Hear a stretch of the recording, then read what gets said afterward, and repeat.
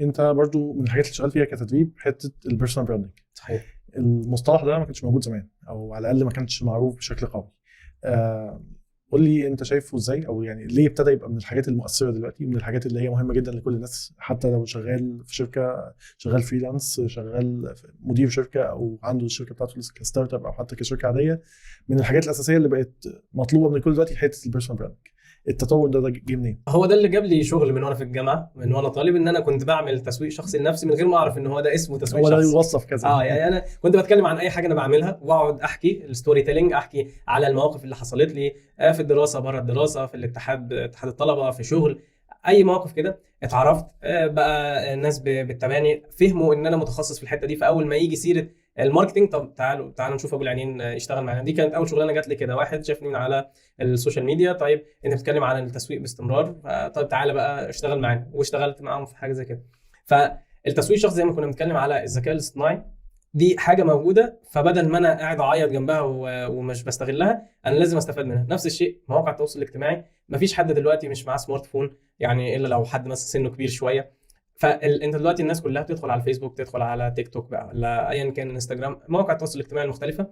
ازاي استفاد منها؟ الموضوع ده يعني لقيت نفسي بعمله كده من غير حاجه، وبعدين ايه ده، اكتشفت ان في مصطلح اسمه التسويق الشخصي، ذاكرته اكتر، بقيت بدرب عليه، الفت فيه كتاب، سجلت فيه كورسات، بقدم فيه استشارات للناس بقى من خلفيات مختلفه. كل الناس عايزه يبقى عندها بيرسونال براند. لو انت بتشتغل مدرس، بتشتغل كوتش، بتشتغل محاسب، بتشتغل مدرب جيم، ايا كان التخصص بتاعك، انت محتاج تعمل تسويق شخصي. طب ده الناس دي ممكن تبقى تشتغل يعني عمل حر او فريلانسرز. الموظف كذلك بيبقى محتاج يعمل تسويق شخصي لنفسه. هو دلوقتي لو شغال في الشركه وتسرح، الريزومي نفسها والسي في لوحده مش كفايه، النتورك، وان يبقى ليه علاقات والناس عارفاني وعارفه تخصصي. في حد ممكن يكتب بس على الفيسبوك يا جماعه انا الشركه استغنت عني، يلاقي الاوفرز جايه له في كومنتات، مش ايميلات بقى وانترفيوز وبتاع. مجرد ان الناس عارفه الشخص ده مين وبيتكلم في ايه ووزنه ايه. وحصلت كتير، يعني الاسامي كتيره جدا في شركات كتيره، والشركه ممكن يبقى حصل لها فضيحه، او يعني سابت الناس اللي فيها مشيت. بقت الشركات عايزه تاخد الناس دي مش بس عشان هو بيكتب ان هو اكس الشركه دي او كان شغال في الشركه دي، لا، هم رايحين لاسامي بعينها، علشان الناس دي كان ليها بيرسونال براند. بتتكلم على الكيس ستاديز، الحالات اللي هم اشتغلوا عليها. فالتسويق الشخصي بيجيب شغل كتير جدا، سواء جوه مصر او بره مصر. تعديد مصادر الدخل، يعني حتى لو انا موظف وبقبض كويس، فاللي هم بيشبهوها دايما في الاداره الماليه، ان انت ترابيزه ليها رجل واحده ولا ترابيزه ليها 4 رجول. فلو ليها رجل واحده، الرجل دي لو اتكسرت ولا اتملخت، الترابيزه دي هتقع. ده مصدر دخل واحد من الفول تايم جوب، انا بشتغل لغايه الساعه 4 ولا لغايه الساعه 5 ومعتمد على الوظيفه دي. الشركه مشيتني، انا سبت الشركه، حصل لي اي ظرف مش عارف اكمل معاهم، انا كده الترابيزه وقعت. لكن لو انا عندي اكتر من مصدر دخل، جزء استثمار جانبي ولا حاجه بتجيب لي عائد شهري، جزء انا بعمل خدمات ومنتجات انا اللي بقدمها بنفسي، الى جانب المرتب الشهري بتاع الشركه.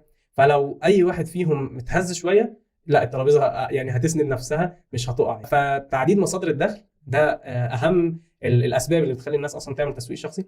الى جانب بقى لو حد يعني عنده افكار عايز يسوق لها، يعني مثلا مارك بتاع الفيسبوك، ولا ايلون ماسك ده بشوفه هو يعني الناس دي بتعمل تسويق شخصي، الحوت بتاع البيرسونال براندنج. هو باني كل حاجه على البيرسونال براندنج بتاعته، مجرد تويت تقوم شركات وتوقع شركات. فده البيرسونال براند بتاعه، عشان هو عايز يبقى رئيس مجلس اداره العالم، مش رئيس مجلس اداره شركه، وبيروج لافكار وحاجات هو بيتبناها. فمالناش دعوه بالناس دي، احنا خلينا في اكل العيش، احنا عايزين نشتغل.